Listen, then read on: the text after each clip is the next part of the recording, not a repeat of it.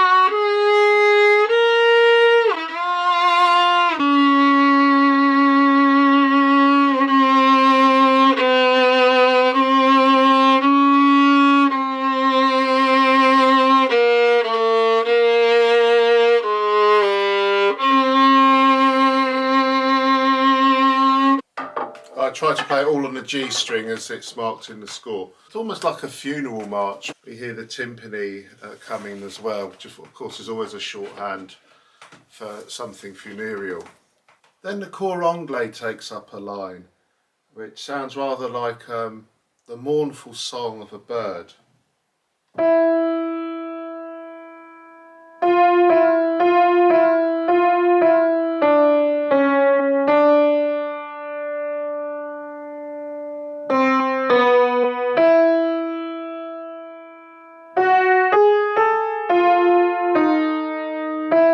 That descending motif,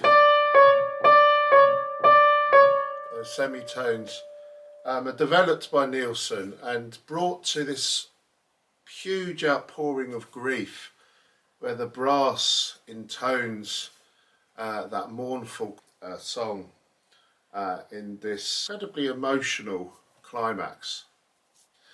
The music then dies away. We then come to a contrasting section, the central B section. We move from E flat minor to E flat major. And we hear this rather jolly motif on the flutes and clarinets.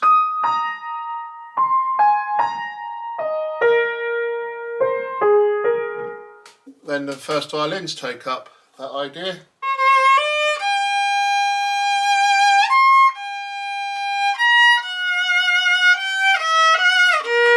And then back to the woodwinds again. Da, da, da.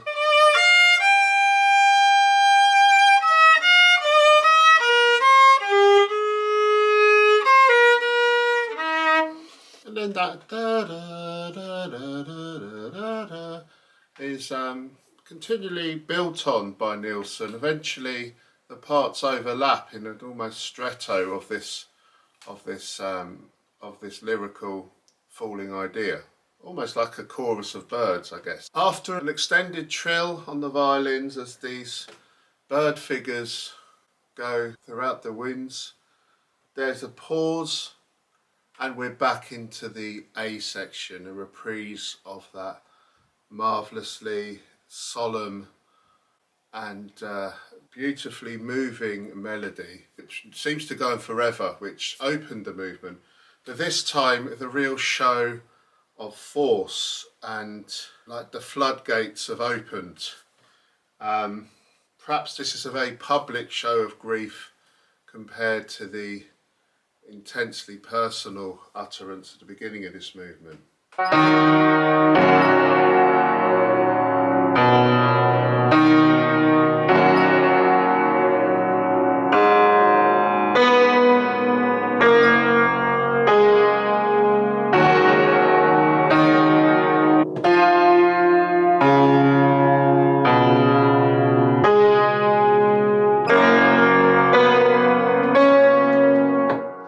Etc.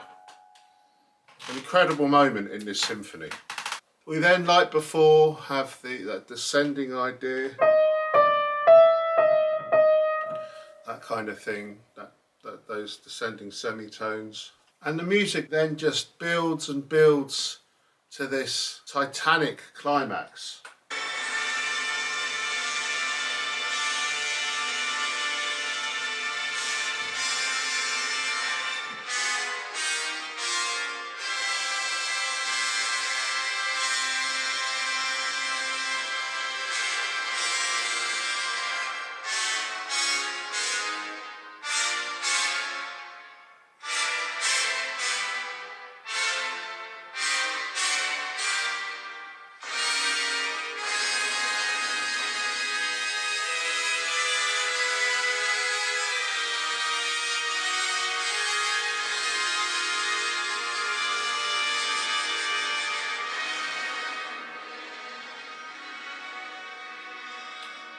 And then, like before, this section, and indeed the movement, ends with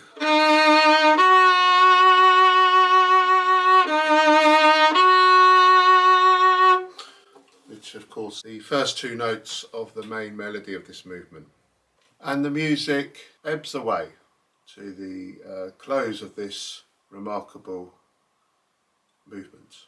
The finale, the Allegro sanguineo, is about the sanguine person, a cheerful guy, hasn't got a care in the world, and apparently I think Nielsen said that he might get a few shocks in this movement, but generally this guy is ever the optimist, smiling at everything.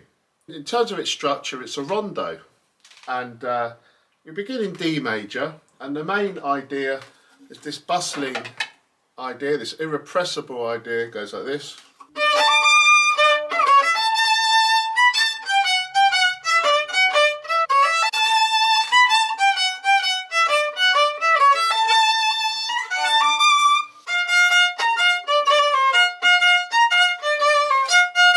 Something like that. Then there's this moto perpetuo idea.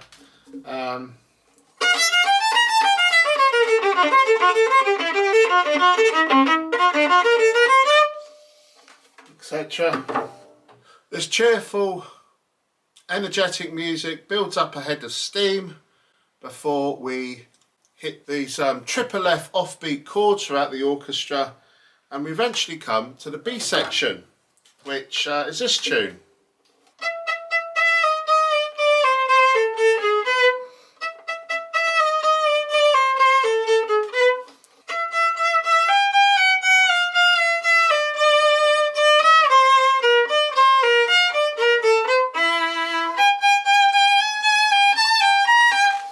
Etc.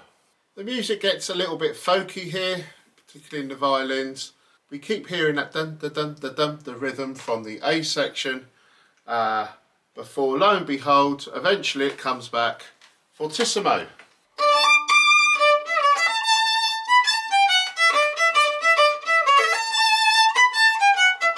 Whatever it is.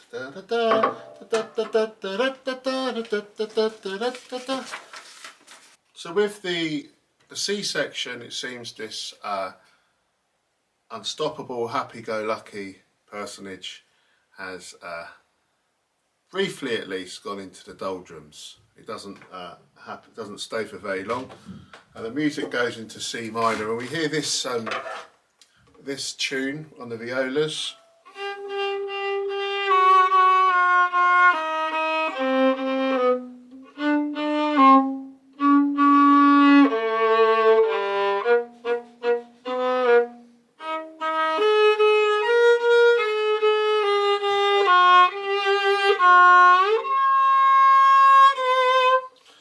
Firsts come in.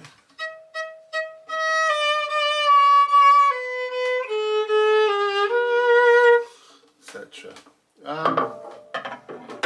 Seems the confidence is shaken here. It doesn't last for long. We eventually come back to the material of the rondo theme, the main rondo theme, but this time we're in A major. And it's a march, and this is how the movement ends.